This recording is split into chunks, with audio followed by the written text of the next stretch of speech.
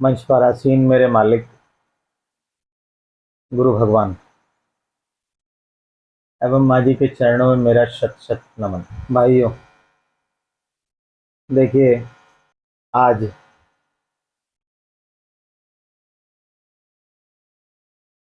वर्षा का काल चल रहा है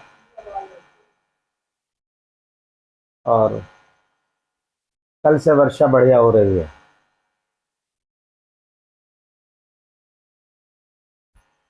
सभी लोग जो अपने अपने गंतव्य से चल रहे थे,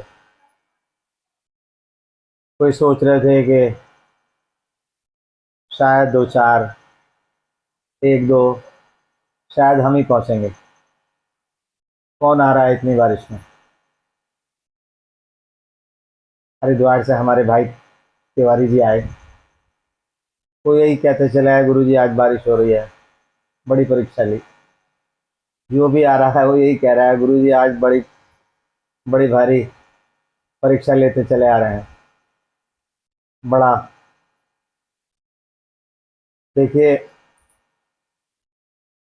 वर्षा सभी के लिए हो रही है और सभी को असुविधा है और सभी को सुख है। पर यह बात सत्य है, हमारे समझने में और समझाने में और परमात्मा के समझने और समझाने का अंतर बहुत बड़ा होता है। हम लोग का केवल एक ही उद्देश्य होता है,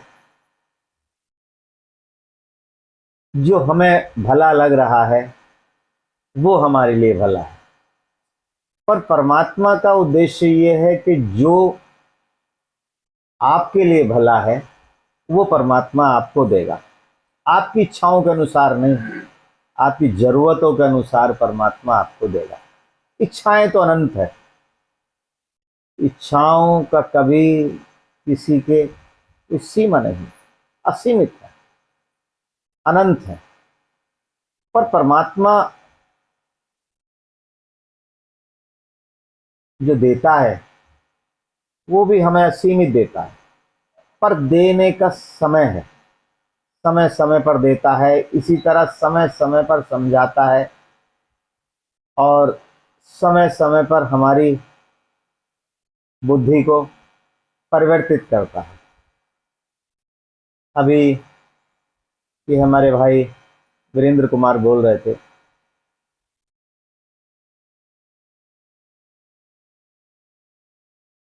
मैंने अपने जीवन में बहुत बार ऐसा देखा है और जब से मालिक ने कुछ ज़्यादा जिम्मेदारियां दी हैं तब से कुछ ज़्यादा ये देखा है। अगर कभी हमारे जीवन में कोई उलझन आती है, क्योंकि संसार में रहेंगे तो भौतिक सुख सुविधाओं की जरूरत पड़ेगी और जब संसार का भोग करेंगे तो कहीं ना कहीं मन अशांत भी रहेगा, क्योंकि हमारी इच्छाओं के अनुसार कार्य नहीं होगा, वो परमात्मा की इच्छाओं के अनुसार कार्य होगा। और जो परमात्माओं की इच्छा के अनुसार कार्य होगा वो कार्य हमें कम पसंद आएगा, जो हमारी इच्छाओं के अनुसार कार्य होगा वो हमें सबसे ज़्यादा पसंद आएगा। उदाहरण के लिए, आपका बच्चा पास हो जाए, आप चाह रहे हो, पास हो गया, आप प्रसन्न हैं। आपका बच्चा फेल हो गया, वो परमात्मा चाह रहा था इसलिए फेल हो गया, आप उदास हो गए। तो जो परमात्मा चाह रहा है वो हमको कम पसंद आता है और जो हम चाहते हैं वो हमें ज़्यादा पसंद आता है। मैं एक छोटा सा प्रसंग सुना के आपको बात अपनी आरंभ करता हूँ। ये मालिक का बोला हुआ है। एक वैद्य थे,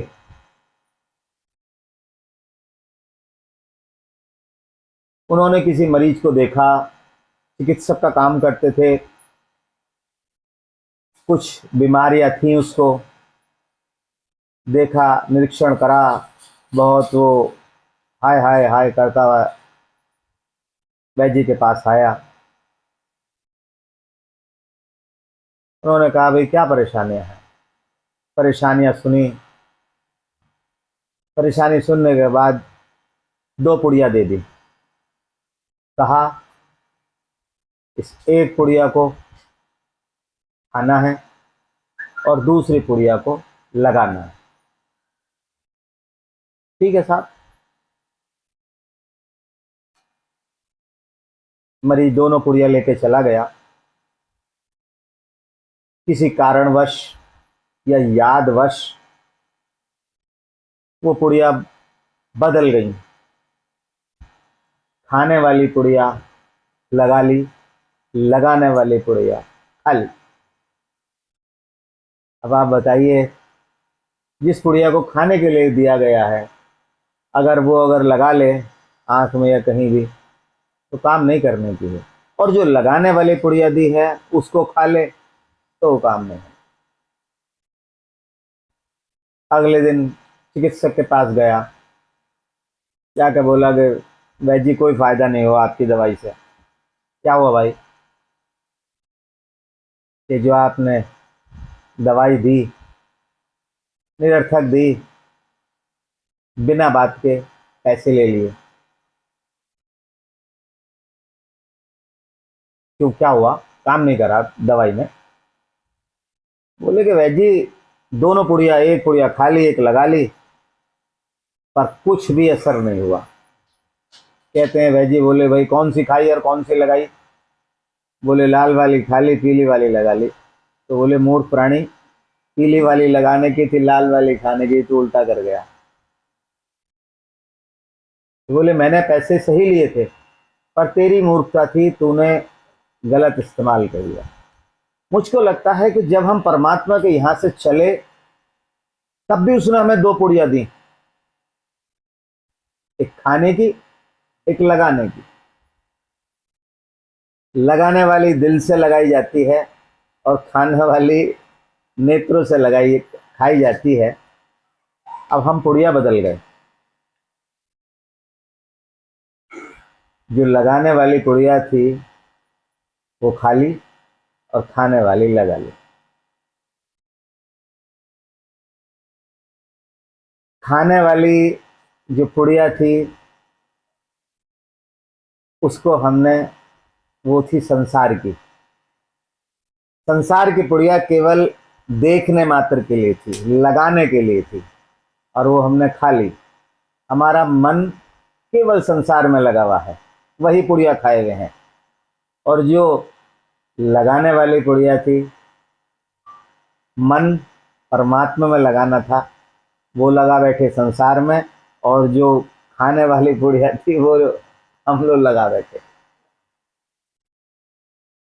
और कहते क्या है कि परमात्मा तेरी इतनी उपासना कर रहे हैं, इतनी तेरी श्रद्धा कर रहे हैं, इतना विश्वास कर रहे हैं, पर मन नहीं लग रहा। मन इसलिए नहीं लग रहा क्योंकि हम मन परमात्मा से लगाना ही नहीं चाह रहे। परमात्मा के लगाने वाली पुड़िया हम पलट गए, हमने वो पुड़िया दूसरी खा ली। हमने संसार से मन लगा लिया और परमात्मा का हम दर्शन कर रहे हैं। होना ये चाहिए था कि हमें परमात्मा को मन से लगाना चाहिए था और संसार का केवल हमें दर्शन करना चाहिए था। इसीलिए हम लोग परेशान हैं। जो मुख्य परेशानी की वजह है, हम लोग जो संसार में देखते हैं, उसका कारण ही ये है। और हम यहाँ भी देखते हैं, आप कहीं भी जाओगे, किसी मंदिर में जाओगे, किसी भी शिवालय में जाओगे, सभी भक्तगण हाथ जोड़े बड़ी दयनीय मुद्रा में खड़े हुए होंगे, गिड़गिड़ाते होंगे, बड़ा परेशान हूं, भोलेनाथ, हनुमान जी, माँ बड़ा परेशान हूं। और भगवान जी कहेंगे कि भाई जो पुड़िया तुझे दी थी उसका सही सेवन करता, इस संसार में मन नहीं लगाना था, संसार को केवल देखना था। तू दृष्टा मात्र है, तू केवल ऑपरेटर, तुझे तेरा मैं हूं, तू तो एक ऑब्जेक्ट है, चल रहा है, चला मैं रहा हूं, और तू लगा बैठा अपना मन संसार में, मुझे केवल देख रहा है। जिस दिन तू मुझे मन से लगा लेगा और संसार को देखेगा, तेरे सारे दुख दर्द समाप्त हो जाएंगे। ये हम लोगों की सभी की विडंबना है। हम लोग जो अभी ये बोल रहे थे, किसके लिए बोल रहे थे, वो आत्महत्या करने जा रहा है, इतना मनोबल हमारा क्षीण हो गया कि वो यही नहीं समझ पा रहा कि जीवन कितना मूल्यवान है। क्या परमात्मा ने केवल इसीलिए भेजा था कि तू, तेरी अगर इच्छाएं पूरी नहीं होंगी तो तू अपना जीवन समाप्त कर ले? क्या केवल तेरा परमात्मा ने इसीलिए ही यहाँ भेजा था? और तेरे अंदर जो परमात्मा तत्व विराजमान है, जिसको तू सब जगह ढूंढता फिर रहा है, वो क्या सोच रहा होगा अंदर बैठा हुआ कि मूर्ख प्राणी, अगर तेरी जरा सी, मैं आपसे उदाहरण देता हूं, आपका बच्चा कोई जबरदस्ती की जिद करने लगे, आपको कैसा लगेगा? अंत में आप क्या कहोगे? कि साले मरता है तो मर, तू मांगे ऐसी चीज रहा है जो मैं तुझे नहीं दे सकता। अब आप उस बाप से मालूम करो कि उसके मन पर कितना कष्ट हो रहा होगा। ऐसे ही जो वो ऐसा सोच रहा है, देखो, जो सोच रहा है, जो सोच सकता है, वो कर भी सकता है। आपने सोचना शुरू कर दिया तो आप उस पाप कर्म में लिप्त होने शुरू हो गए। आपने मन से वो काम करना शुरू कर दिया, बस केवल आपका तन से करने का बाकी रह गया है। उस काम की स्टार्टिंग हो चुकी। ये कभी नहीं होना चाहिए। अगर हम किसी पर भी श्रद्धा आस्था विश्वास रखते हैं तो कभी ऐसा घृणित काम नहीं करना चाहिए। कारण यह है कि जीवन है, संघर्ष है, और आपको लगता है, मैं बार बार बोलता हूं कि यही हमारा जीवन है, सुबह को उठे या जन्म हो गया हमारा, काम करे, मृत्यु हो गई तो हमारा जीवन समाप्त हो गया। ऐसा नहीं है। मैं कहता हूं, ये मेरे मालिक बोलते थे, ये हमारी पार्ट ऑफ लाइफ है, ये हमारे जीवन का एक हिस्सा है, जो हिस्सा हम ये जन्म को इस्तेमाल कर रहे हैं। हमारा जन्म तो बहुत पहले से चल रहा है। आप बाजार गए, बाजार में जाकर आपने सामान खरीद के वहां ले आए। केवल बाजार जाना, सामान खरीदना, घर पे आना ही आपका जीवन नहीं है। दिन तो आपका पहले से चल रहा है, पहले से बहुत काम करते चले आ रहे हैं। ये तो आपके घर वालों ने कहा कि जाकर सामान ले आओ, आप सामान ले आए, शाम होगी तब दिन आपका समाप्त होगा। पर हम लोग ऐसा सोचते हैं कि केवल यही हमारा जीवन है। ऐसा बिल्कुल नहीं है, ऐसा बिल्कुल नहीं है। जितने धार्मिक ग्रंथ हैं, जितने ये हमारे उपनिषद हैं, रामचरितमानस है, वेद व्यास की लिखी हुई भगवत गीता है, वेद व्यास ने बहुत अच्छा कहा है, भगवान ने बहुत अच्छा अपने भगवत गीता में बहुत अच्छा बोला है। ज्ञान पर हम सब लोगों को बहुत अच्छा संदेश दिया है, पर हम मूर्ख प्राणी हैं, समझने को बिल्कुल भी तैयार है ही नहीं। जिनके लिए बोल रहे हैं, अगर उन्होंने कभी कुछ सुना होता, या अगर कभी किसी किसी योग्य पुरुष के पास, महापुरुष के पास, सदगुरु के पास, सत्पुरुष के पास भी अगर बैठते तो कभी भी ऐसा अनुचित विचार उनके मन में आ ही नहीं पाता। परमात्मा हमें समझाने के लिए बहुत बार बार संदेश देते हैं। ये सारे धार्मिक ग्रंथ हमें बार बार संदेश देते हैं, पर हम समझने के लिए बिल्कुल भी तैयार नहीं होते। मैं रामचरितमानस से एक छोटा सा प्रसंग आपको बताता हूँ। भगवान राम जब वनों में भ्रमण कर रहे थे तो वो एक जगह अपना बैठे थे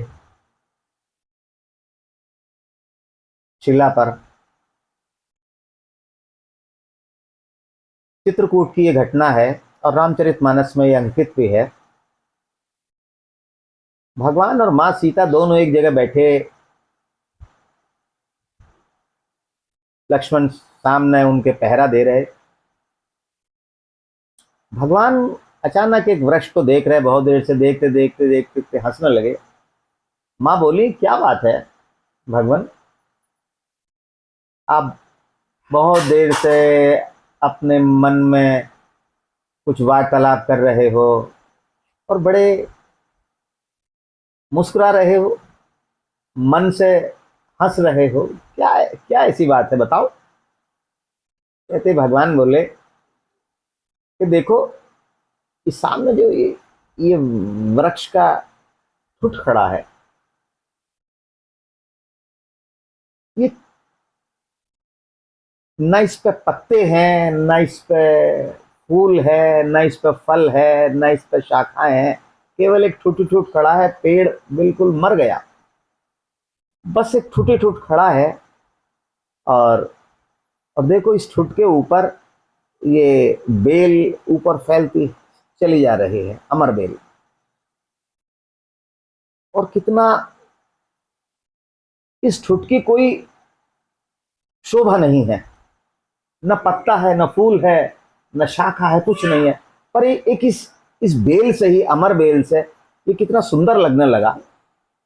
मैं इसे देख के इतना प्रसन्न हो रहा हूं कि देखो कि ये, इसकी सुंदरता ना होने के बाद भी इस अमर बेल ने इसकी सुंदरता बढ़ा दी। ऐसा लग रहा है, बताओ। कहते हैं, मां बोली कि भगवान, ऐसा है कि ये सुंदरता अमर बेल की नहीं है, आप गलत कह रहे हो, मैं आपकी बात काटती हूं। ये सुंदरता जो बेल चढ़ रही है, इस अमर बेल की सुंदरता नहीं है। ये सुंदरता तो इस जो ये खड़ा है ठुट की है। भगवान बोले, क्यों? बोले कि इस अमर बेल की ना जड़ है, ना शाखा है, ना पत्ते हैं, ये तो इस ठुट के सहारे चढ़ रही है। और अगर ये ना होता तो ये जमीन में ही फैलती और जमीन में कोई भी सब कुचल कर चला जाता। तो इस ठुट के सहारे इसका जीवन चल रहा है। तो सुंदरता आप बताओ, इस बेल की है या ठुट की है? सुंदरता तो इस ठुट की है, इस ठुट की वजह से इस बेल का जीवन है। अगर ये ना होता तो आज अमर बेल का जीवन ही ना होता। भगवान बोले कि भाई, पता नहीं तुम सही कह रही हो गलत कह रही हो। अब उन्होंने, कहते हैं, लक्ष्मण जी की ओर देखा तो लक्ष्मण जी के आंखों में आंसू आ रहे। वो बोले, भगवान ने कहा, भैया लक्ष्मण, दो तीन बार के आवाज देने में तो बोले, हाँ जी बताओ मालिक। बोले कि सामने ठुट देख रहा हो? बोले, जी भगवान। बोले कि मैं कह रहा हूं कि ये ठुट पे जो बेल है, इस ठुट की सुंदरता बेल से है। और आपकी माँ कह रही है कि ये बेल इतनी सुंदर नहीं जितना सुंदर ठुट है। और तुम हमारे इसका वो करो निर्णय। तो वो बोले कि तुम निर्णय क्या करो, तुम्हारी आंखों में आंसू आ रहा है, क्या बात है भाई? हमारी बात नहीं सुनी। बोले, भगवान ऐसा है कि आपकी बात भी गलत है और मेरी माँ की बात भी गलत है। बोले, क्या मतलब, दोनों की बात गलत है? कैसी बात कर रहे हो? आज तुम किस किस ढंग से बात कर रहे हो और अटपटी बात कर रहे हो, और तुम्हारी आंखों में आंसू कैसे? बोले, भगवान आप उस ठुट के नीचे देखेगा, उसकी छाया में जहां पड़ रहे, वहां एक कबूतर का या वो बैठा, पक्षी बैठा है और वो हाँफ रहा है, पंख उसके फैल रहे हैं। वो बड़ा सुख का अनुभव कर रहा है इसकी छाया में बैठ कर। तो बोले मेरे हिसाब से तो भगवान ना ये ठुट मुझे पसंद आ रहा है और ना मुझे बेल पसंद आ रही है, मुझे तो इसकी जो छाया है, उस छाया में जो पक्षी बैठा है, जो ये अपना शीतलता का अनुभव कर रहा है, वो भला है। बोले भाई ये क्या बात हुई, तुमने हमारी बात भी काट दी और माँ की बात भी काट दी। बोले भगवान देखिएगा, ये ठुट तो ब्रह्म है, आप ऐसे समझिएगा। वैसे आपको समझाना तो मेरे लिए अनुचित है, पर मेरी जो बुद्धि कहती है वो ये कहती है कि ठुट जो है ये ब्रह्म है। ब्रह्म के ऊपर जब भक्ति रूपी बेल फैलती है, तब उस ब्रह्म, वो ब्रह्म शोभायमान होता है। तो आप तो ब्रह्म के समान हैं, आपके ऊपर जो बेल फैल रही है वो बेल की शोभा आपसे है, इसीलिए ब्रह्म सब श्रेष्ठ है। और दूसरी बात यह है कि आप दोनों की छाया में जो पक्षी बैठा है, मुझ जैसा पक्षी, मैं अपने आप को धन्य समझता हूं कि आप दोनों अगर यहां ना होते तो मैं किस छाया में बैठता। और मुझको लगता है कि हम तुच्छ प्राणी, अगर मालिक की छाया ना होती, हम कहां जाते, कहां जाते। आपने देखा होगा बहुत लोग परेशान होते हैं तो मेरे मुंह से क्या निकलता है, मैं कहता हूं कि जिस छतरी के नीचे हम हैं वो बहुत विशाल है, आपको जरा सा भी धूप नहीं आने देगी, जरा सी भी भीगने नहीं देगी, इतनी विशाल छतरी है। तो अब आप समझिएगा कि छतरी बढ़िया है या धूप बढ़िया है, या जिस छाया में हम हैं वो बढ़िया है। धन्य तो हम हैं, हमें वो छाया मिल रही है जिस छाया में हम अपना जीवन यापन कर रहे हैं। और देखिएगा ये परिस्थिति विषम तो सभी के साथ आती है, और जिस दिन आप समझिएगा, जिस दिन परिस्थितियां विषम आना बंद हो जाएगा, उस दिन आपकी श्रद्धा, आपकी निष्ठा, आपका विश्वास अपने इष्ट से उठ जाएगा। कारण यह है कि आपको उसकी जरूरत ही नहीं होने की, आपको सारी जरूरत की चीज आपके मन मुताबिक, आपकी इच्छा अनुसार सब कुछ मिलती चली जाएंगी। मैं एक मोटा सा उदाहरण दे रहा हूं। आपके पास 1 करोड़ रुपया है, जो हजारपति है उससे कहो कि यार तुझे क्या चाहिए, बोले इनके जैसा मुझे 1 करोड़ मिल जाए, मुझे दुनिया मिल जाएगी। है, आपसे मालूम करो कि आपके पास 1 करोड़ रुपया है तो क्या आपको दुनिया मिल गई? नहीं। वही अवस्था हम लोगों की है। हम जिस छाया के नीचे बैठे हैं, जिस छाया में बैठे हैं, आपने सुना होगा सांसारिक भाषा में एक बात कही जाती है, जब किसी के बाप का स्वर्गवास होता है तो क्या कहते हैं, फिर से छत हट गई। पर जो गुरुमुख होते हैं, जो अंतर्मुखी होते हैं, अंतर्मुखी वही होगा जो गुरुमुख होगा, और गुरु ही उसे अंतर्मुखी होना सिखाता है। तो गुरु का साया तो कभी सिर पे से हटता ही नहीं। बालक कितना भी चाहे, कभी एक छोटा बच्चा है, सो रहा है, वो सोते सोते अपना लिहाफ उतार देता है पैरों से, हाथ पे से, उसकी माँ क्या करती है, ढक देती है। बाप उठता है, ओह बच्चा उगड़ रहा है, ढक देता है। ठीक है, ये सांसारिक बात बता रहा हूं। जो गुरु होता है, इष्ट होता है, वो उसका भक्त कितना भी चाहे, पर उसका साथ इष्ट कभी नहीं छोड़ता। अभी मेरे से, अभी कल हमारा एक भाई था, परसों उसका शरीर पूरा हुआ।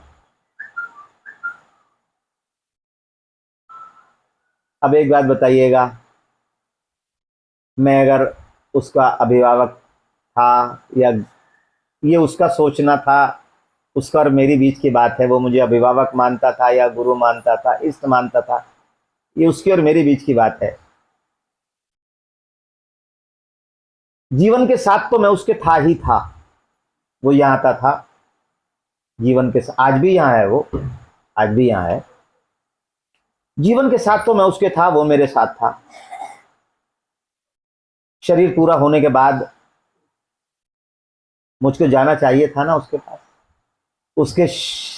उसका जो शरीर है उसके पंच तत्व में विलीन करवाने के लिए उसके साथ जाना चाहिए था, उसके साथ रहना चाहिए था। अब ये तो संसार में हूं, अपार कष्ट मुझे भी होता है, और अपार दुख की घड़ी उसके परिवार के साथ भी है। मैं जितना उसके करीब था, मुझे भी उतना ही कष्ट हुआ, और पर यह है कि मैं ये बात बड़े गर्व से कह सकता हूं, और शायद ये लाखों के साथ ना हो, हजारों की बात नहीं कर रहे, लाखों के साथ भी ना हो। परमात्मा ये कहता है कि तेरे कितना भी तूने पाप करे हो, कितना भी अधर्म करा हो, कितना भी नास्तिक रहा हो, अगर तू जीवन के अंतिम समय में अगर मेरा नाम लेगा, मुझे याद करेगा, तो मैं तेरी मुक्ति मैं दूंगा। केवल जीवन के अंतिम समय में, अंतिम समय में क्या चीज याद आती है? केवल संसार, जीने की इच्छा, जीने की कामना। परमात्मा का नाम कभी याद ही नहीं आता, उसके मुंह से कभी नहीं निकलता राम। गांधी जी को महात्मा क्यों कहते हैं? क्योंकि अंतिम अवस्था में उनके मुख से राम निकला था। उन्होंने महात्मा वाला कोई ऐसा काम नहीं करा, केवल उस शब्द की वजह से उनको महात्मा का उपाधि दी गई है। उसने बिल्कुल अंतिम समय में क्या कहा? उसने कहा, गुरु जी, कुछ और बोलना चाह रहा था, बस कुछ नहीं निकला। मैंने ठीक बेटे, सब अच्छा होगा, सब अच्छा होगा। ये क्या है? उसका अपने इष्ट पर अटूट विश्वास, अटूट श्रद्धा, उसकी अटूट भक्ति। देखिएगा, ये नहीं है कि अगर कोई मेरे मालिक के लिए बहुत सारा धन संपदा, बहुत सारा सामान ला के देगा तो वही उसी की अटूट श्रद्धा होगी। कोई अगर पुष्प भी दे रहा है तो शायद उसकी अटूट श्रद्धा उससे ज्यादा हो। ये मालिक का और उसके बीच का वास्ता है। मैं तो केवल एक पोस्टमैन हूं, है ना। उसका बहुत बहुत अच्छा मालिक के प्रति श्रद्धा, आस्था, विश्वास था। इसीलिए बस ये है, देखिएगा कि जो उसके भाग्य के कष्ट थे वो तो उसको भोगने ही भोगने थे। और ये बहुत अच्छी बात है कि उसको कष्टों का समय मुश्किल से 8-10 दिन, 15 दिन रहा नहीं, 8-10 दिन के अंदर उसका सारा सिस्टम पैकअप हो गया। जो भोग थे वो भोगने ही भोगने थे। और अच्छा है, जितनी जल्दी भोग लिए। अब ये मेरे मालिक के हाथ में है कि उसको अपने चरणों में स्थान दे। और आप निश्चिंत रहिएगा, यहाँ दड़ियाल के बहुत सारे भक्त बैठे हैं, ना वो किसी को स्वप्न में दिखाई देगा। ये उसके मित्र बैठे हैं, अभिन्न मित्रों में से हैं। ना कभी वो इन्हें स्वप्न में दिखाई देगा, ना पत्नी को दिखाई देगा, कुछ भी नहीं, कुछ नहीं दिखाई देगा। अब मुझे नहीं पता कि इनके यहाँ 13 से पहले, 10वें से पहले हमारे यहाँ राख वगैरह इकट्ठी करी जाती है, उसमें कुछ बनता है तो ऐसा बताते हैं कि किस योनि में अगला जन्म हुआ है। शायद मुझे नहीं पता कि इनके यहाँ वो प्रथा है या नहीं है प्रथा। कुछ कोई निशान नहीं आने का, आप देखोगे कुछ निशान नहीं आने का, धूल बस आपको चारों तरफा धुंधली धुंधली सी दिखाई देगी, इकसार नहीं दिखाई देने की, धुंधली धुंधली सी दिखाई देगी बस, निश्चिंत रूप से। कारण ये है कि वो कहते हैं ना कि कुछ किसी का दोहा है कि जीवन के साथ भी और जीवन के बाद भी, लाइफ इंश्योरेंस का कुछ है कि जीवन के साथ भी और जीवन के बाद भी। यही मेरे परमात्मा का वादा है कि जीवन के साथ भी और जीवन के बाद भी। पर ये बात मैं फिर बार बार कह रहा हूं कि देखिएगा, ये सारी अवस्थाएं, ये सारी विशेषताएं किसके लिए हैं? ये उपहार जो हैं ये किसके लिए हैं? जिनकी आस्था, श्रद्धा, विश्वास अपने इष्ट पर अटूट है, और जिनका डगमगाता है विश्वास, बेकार बेकार। और जीवन में देखिएगा, एक सा व्यवहार कभी नहीं चलना, न हमारा एक सा व्यवहार रहेगा, न परमात्मा का जीवन एक सा है, न परमात्मा का ये दुनिया है ये एक सी है। हर समय, हर पल, हर मिनट, हर क्षण बदलती रहती है। इसीलिए कहा है जीवन परिवर्तनशील है। हम भी परिवर्तनशील है, संसार भी परिवर्तनशील है, और परमात्मा का जीवन भी जो हमें दे रखा है वो भी परिवर्तनशील है, हमारा शरीर भी परिवर्तनशील है। इसी तरह जो हमारे जीवन में कठिनाई आती हैं, कठिनाई जो हमारी इच्छाओं के विपरीत काम होते हैं, हम उसे कठिनाई कहते हैं, या जो हमसे हो नहीं पाते हम उसे कठिनाई कहते हैं। तो ये जो भी हमारे इच्छाओं के विपरीत काम होते हैं सभी के होंगे, पर परमात्मा धीरे धीरे जो विषमता बनी हुई है आपके जीवन में, धीरे धीरे समता ला देंगे। उसके लिए समय दीजिएगा, समय को बदलने के लिए भी समय देना पड़ता है। बस, और मैं ज़्यादा तो नहीं कह पाऊँगा। समय आज बारिश का ज़्यादा हो रहा है, वैसे भी 9:30 पार हो गए। मेरा आप सब लोगों से यही कहना है, विश्वास है, मैं बार बार कहता हूँ, पता नहीं किसी के जीवन की शाम है, किसी के रात है, किसी का भोर है, कुछ नहीं पता, ये केवल मेरा मालिक जानता है। ये समझिएगा जीवन की आज ही केवल आखिरी रात है। हंस के गुजार लो या रो कर गुजार लो, अब ये आप पर निर्भर है। जैसे बर्फ, बार बार कहता हूँ, बर्फ की सिल्ली है, चाहे उसका इस्तेमाल कर लो चाहे ना इस्तेमाल करो, इस्तेमाल करोगे तब भी बहेगी और ना इस्तेमाल करोगे तब भी बहेगी। अब ये आप पर निर्भर है, आपकी बुद्धि पर निर्भर है, आपके विवेक पर निर्भर है, आपकी श्रद्धा और विश्वास पर निर्भर है। उसका इस्तेमाल करना है, सदुपयोग करना है या दुरुपयोग करना है। ठीक है। ओम श्री गुरुवे नमः।